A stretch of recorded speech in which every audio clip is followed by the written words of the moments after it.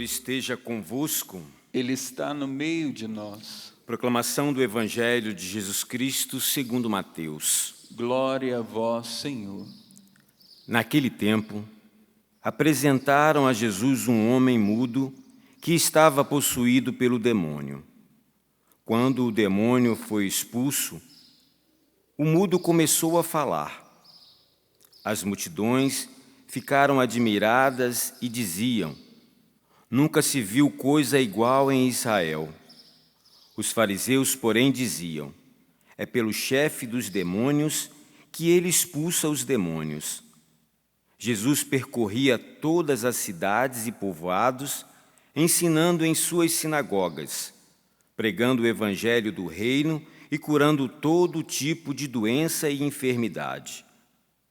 Vendo Jesus as multidões, compadeceu-se delas, porque estavam cansadas e abatidas, como ovelhas que não têm pastor. Então disse aos seus discípulos: a messe é grande, mas os trabalhadores são poucos. Pedi, pois, o dono da messe que envie trabalhadores para a sua colheita. Palavra da salvação. Glória a vós, Senhor. Que as palavras do Santo Evangelho perdoem os nossos pecados. Amém. Que tal a gente voltar com esse salmo, o refrão dele?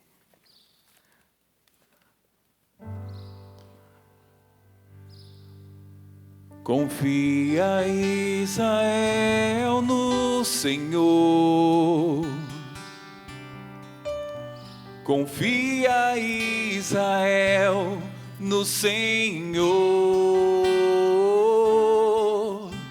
Confia, Israel, no Senhor.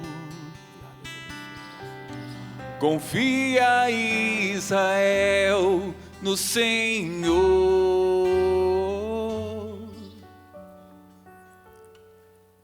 Confia, Israel, no Senhor.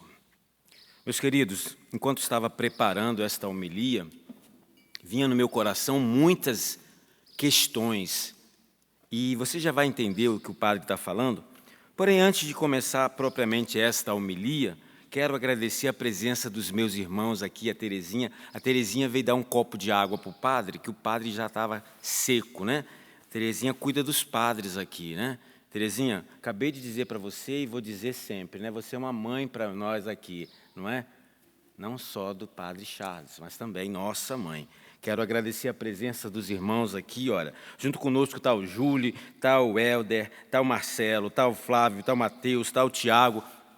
Todos para fazer desta missa a melhor missa para você. Talvez ela seja a última, a única, como diz o Padre Bruno, mas ela é para você, só para você.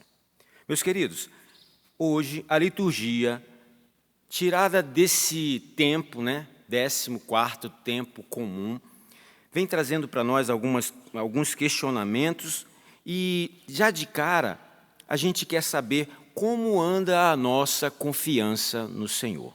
O Salmo traz esse refrão lindo, maravilhoso, mas é para a gente pensar um pouco, né? Como eu estou confiando em Deus? Ou melhor, eu vou mais profundo nessa questão. Será que eu realmente tenho confiado no Senhor? A primeira leitura vem trazendo para nós uma situação onde que parece que as pessoas não estavam fazendo escolhas como elas deveriam fazer. Estavam tentando construir algo e colocar no lugar de Deus, com suas próprias mãos, algo que poderia não resolver, mas eles apostavam naquilo. E nós sabemos que não resolve, não é? Depois de tanto tempo, depois de 2000 anos, com a presença do nosso Senhor na história, mas principalmente na nossa vida, nós percebemos a libertação que vem da parte de Deus e vem para mim, vem para você, nesse tempo que nós estamos vivendo.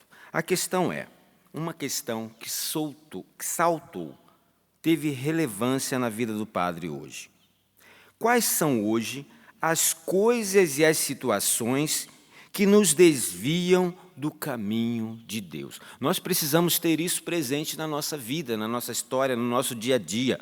Será que isso aqui está me levando para o Senhor? Será que esta situação, esta pessoa, essa atividade que eu, talvez até com boa vontade, faço, será que é desejo do Senhor colocar o nosso pensamento em unidade com o pensamento de Deus, diz de alguém que entendeu o que Deus quer para nós e o que nós devemos fazer por Ele?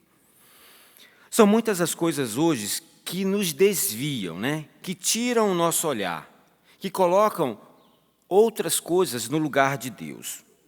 E essas coisas não vêm assim de uma forma horrível, não. Normalmente elas vêm belas, São coisas belas que se apresentam para nós, coisas atraentes. São opções, são decisões, são propostas que muitas vezes querem nos enganar, tirando a dignidade de filho de Deus. E isto aqui é muito sério. O que nós estamos seguindo diante de tantas situações, tantas respostas que precisamos dar, tantas expectativas? O nosso coração humano é cheio de expectativa e nós queremos sempre o melhor para nós. Só que, diante de algumas realidades, de um contexto que nós vivemos, de um leque de opções, aquelas expectativas, que são coisas boas, acabam nos traindo. E quando nos trai, também trai o nosso Deus. Santo Agostinho dizia para nós assim: tanto tempo te procurei em tantos lugares e te encontrei dentro de mim. Talvez a resposta seja por aí. Vamos seguir a indicação do Santo Agostinho, Dentro de nós, Deus já plantou um desejo profundo por Ele. A gente só precisa ouvir a voz de Deus que grita no nosso coração e, assim, se comprometer a viver as propostas de JC, Jesus Cristo. Diante de tantas outras propostas, como o padre acabou de dizer, que tem tentado nos seduzir.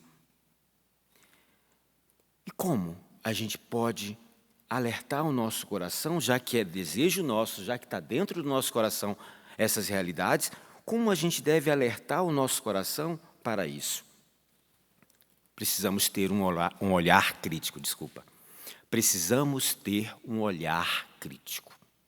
E o olhar crítico não vem de situações externas, mas da fonte da vida, que é a palavra de Deus. A nossa crítica, o nosso olhar crítico tem fundamento, tem base, e a base é a Sagrada Escritura. Depois, ter uma fé que não se engane. Parece que tem muita gente que diz que crê em Deus, Deus é tudo para mim, mas na hora do, na hora do vamos ver, lá no Rio a gente fala assim, Na hora do vamos ver, dá para trás. Não era bem assim, Era com menos dor. Não achei que ia doer tanto. Não quero mais, não. A nossa fé precisa ser uma fé que encara tudo, por Deus, por mim e pelos outros.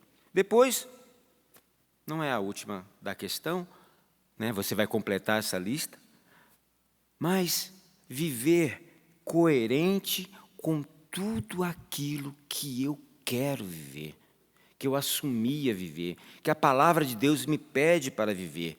Ter um olhar crítico, ter uma fé que não se deixa ser levada por qualquer vento, ter coerência diante daquilo que se assume.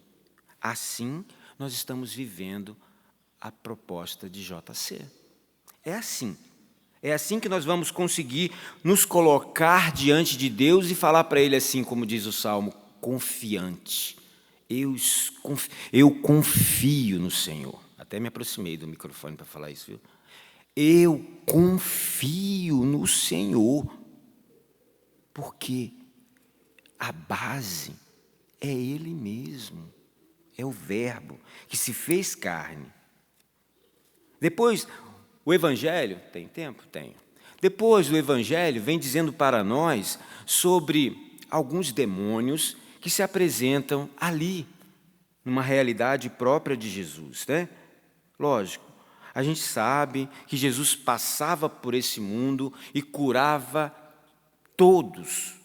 A palavra de Deus diz que ele curou todos o que ele quis, né? Algumas pessoas não quiseram essa cura do Senhor, essa libertação, tirar essa opressão de dentro de si. Porém, o Evangelho inicia com a história de um homem que é mudo. É preciso reconhecer os demônios transvestidos de profetas, os lobos em pele de cordeiro.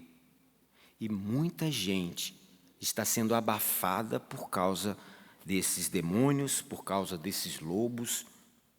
Pessoas mudas, aquelas que aderiram a esse demônio, pessoas que aderiram a esse demônio, o demônio mudo, por causa do medo, por causa das ameaças, por causa da ignorância, por falta da identidade de cristão. Precisamos combater tudo isso nesse tempo.